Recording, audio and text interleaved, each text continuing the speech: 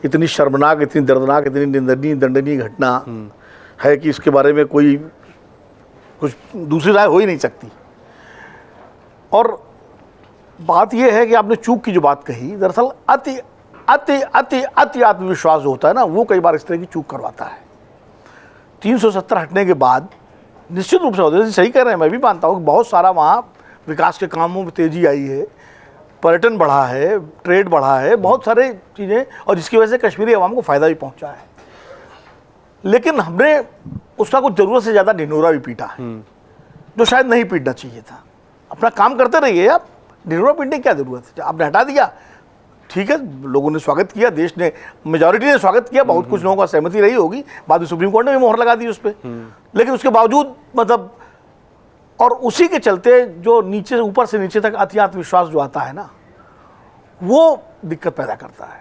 और ये अभी अवधेश जी ने बड़ी महत्वपूर्ण बात कही है कि जनरल मुनीर का भाषण कई दिन पहले हुआ था, 10-15 दिन पहले हो चुका था, 17 अप्रैल को हुआ था। और जनरल मुनीर का भाषण मैंने भी सुना यूट्यूब पे। पहले तो मैंने खाली उसकी कुछ क्लिपिंग देखी थी, कल या परसों मैंने पूरा भाषण सुना। वो तो जनरल मुशर्रफ की राह पे हैं भाई, वो पूरा भाषण सुनिए, वो दूसरे जनरल मुशर्रफ बनना चाहते हैं। कोई पाकिस्तान में इसको देख रहा है कि नहीं देख रहा है, लेकिन मैंने तो देखते ही कहा कि ये तो जनरल मुशर्रफ बनना चाहते हैं। और शहबाज शरीफ की सरकार के लिए खतरा है, जो पूरा उन्होंने जिस तरह से, वो किसी जनरल का भाषण नहीं है, वो एक ऐसे जनरल का भाषण है जो पूरे पाकिस्तान का नेतृत्व अपने हाथ में लेने के लिए इच्छुक दिखाई पड़ रहा है। और मुझे ये आश्चर्य होता है कि जिस चीज़ को अवधेश जी ने नोटिस किया या हम लोगों ने नोटिस किया, उसको भारत सरकार या भारत सरकार की खुफिया एजेंसियां या भारत सरकार की सुरक्षा एजेंसियां क्यों नहीं नोटिस कर पाई? ये जनरल मुनीर जो ISI के प्रमुख भी रहे, चीफ थे, और इन्हीं के टाइम में शायद पुलवामा या कुछ आतंकवादी घटनाएं हुई जब ये ISI के चीफ थे, और वो जनरल मुनीर इस तरह बोल रहे हैं और कश्मीर पर जोर देके बोल रहे हैं, 2 नेशन थ्योरी को जायज़ ठहरा रहे हैं, जबकि 2 नेशन थ्योरी बांग्लादेश बनने के बाद ही ध्वस्त हो गई थी व्यवहारिक रूप से, लेकिन उसको जायज़ ठहरा रहे हैं। और जो कहा कि 2 ही दुनिया में देश बने, एक कलमा पड़ गए, एक सऊदी अरब का जिक्र किया और एक उन्होंने पाकिस्तान किया, यानी बाकी जितने मुस्लिम देश हैं वो बिना कलमा के ही बन गए। यानी जो 53-54 जो IC कंट्रीज़ हैं वो कैसे बन गई, ये जनरल मुनीर के पास का जवाब नहीं है। तो उस पर हमारी सरकार ने, हमारी सुरक्षा एजेंसियों ने, खुफिया एजेंसियों ने ध्यान क्यों नहीं दिया कि ये खतरनाक संकेत है? पुलवामा में जो चूक हुई थी, भयानक चूक हुई थी, जिसका इशारा बाद में तत्कालीन राज्यपाल सत्यपाल मलिक ने किया था, उस चूक से कोई सबक नहीं लिया हमने। आज तक ये नहीं पता लगा कि पुलवामा की उस चूक के लिए किसी के खिलाफ कोई कार्रवाई हुई क्या? नीचे से ऊपर तक जांच बैठी, सब हुआ, एक मतलब एक बाबू स्तर का आदमी भी कोई सस्पेंड हुआ, टर्मिनेट हुआ, कोई खबर कोई सामने नहीं आई। और उसके बाद अब ये चूक हुई। मैं आतंकवादियों के तो कमर तोड़ने की जो सरकार करना चाहे करे, हम सब उसके साथ है, पूरा देश साथ है। विपक्ष ने भी समझदारी का परिचय दिया है, और मोदी जी पर और सरकार पर हमें अपना भरोसा रखना चाहिए। सरकार किसी पार्टी की नहीं, सरकार भारत की है, सैन्य बल सुरक्षा बल भारत के, हम सबको भरोसा है सरकार पर। सरकार समय पर कुछ ना कुछ करेगी। लेकिन घटना हुई कैसे इसका, और खुद सरकार ने चूक मानी है, पहली बार इस सरकार ने चूक मानी कि चूक हुई, तो कम से कम ये तो होना चाहिए ना कि इस तरह की चूक जो हुई है कि उसकी जिम्मेदारी भी तो फिक्स होनी चाहिए। किसकी जिम्मेदारी है? 26/11 के लिए अगर शिवराज पाटिल जिम्मेदार माने जा सकते हैं, तत्कालीन गृह मंत्री, तो इसमें किसकी जिम्मेदारी है जो लगातार चूक होती चली आ रही पुलवामा से लेकर के और अब तक? कोई है जिम्मेदार, नहीं जिम्मेदार है? ये भी तो सवाल देश के अंदर डेमोक्रेसी में उठने चाहिए, उठेंगे। और खुद सरकार के भीतर सरकार खुद इसका एक अपना रिव्यू करेगी और करना चाहिए, ताकि दोबारा ऐसी घटनाएं ना हो।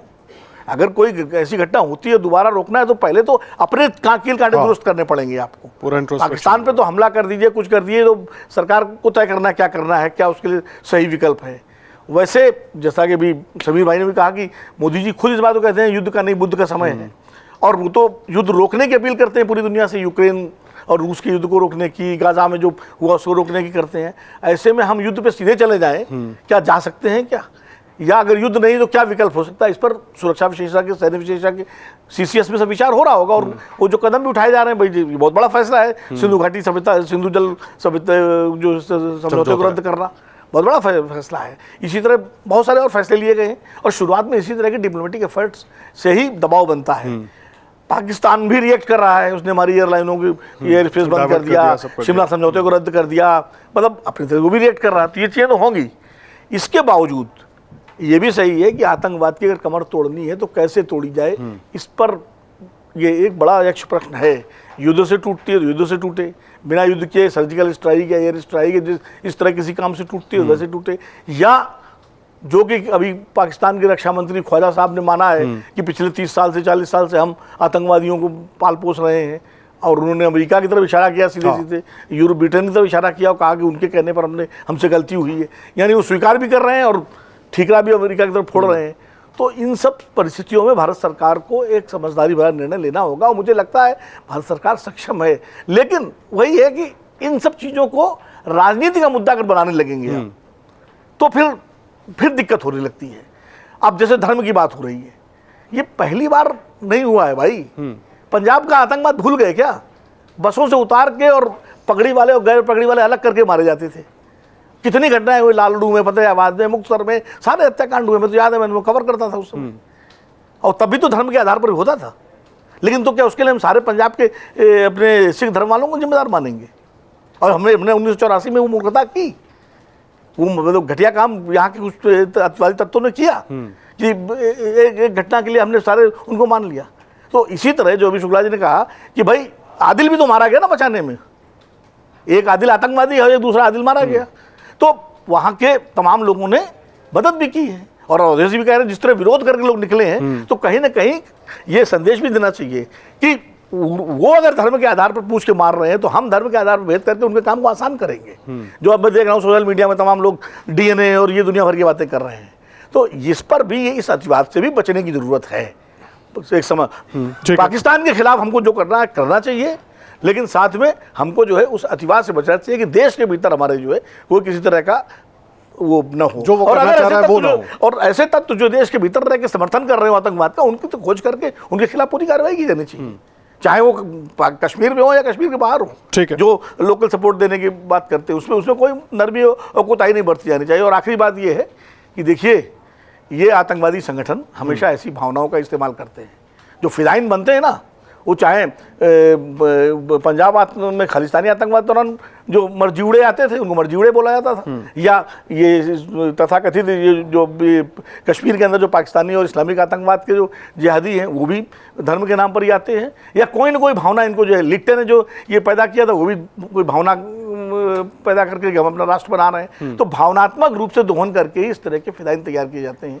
मेरा ये कहना है कि ये सवाल जरूर उठेगा कि पहलगाम जैसी जगह, आज ही मैं बात कर रहा था एक डिफेंस के सज्जन से, कहते हैं हमें रिटायर्ड है, आश्चर्य बोले इतना बड़ा टूरिस्ट प्लेस है वहाँ एक सिपाही भी नहीं था। तो ये सब जांच करनी चाहिए सरकार को, एलजी को करनी चाहिए, राज्य सरकार करे, केंद्र सरकार करे, और जो जिम्मेदार इसके लिए अधिकारी और जो भी है उनके खिलाफ कार्रवाई करे। और आखिरी बात कि कश्मीर के लोगों को उनका राज्य दे दीजिए, 370 तो हटा दिया है, उनका राज्य दे दीजिए, तो ज्यादा और बेहतर तरीके से वो आपके साथ आएंगे। अगर आप ये वीडियो YouTube पर देख रहे हैं तो हमारे चैनल को सब्सक्राइब कर बेल आइकन दबाएं, और Facebook पर देख रहे हैं तो हमारे पेज को लाइक करें। 8 मिलियन प्लस सब्सक्राइबर, आपके इस भरोसे के लिए बहुत धन्यवाद।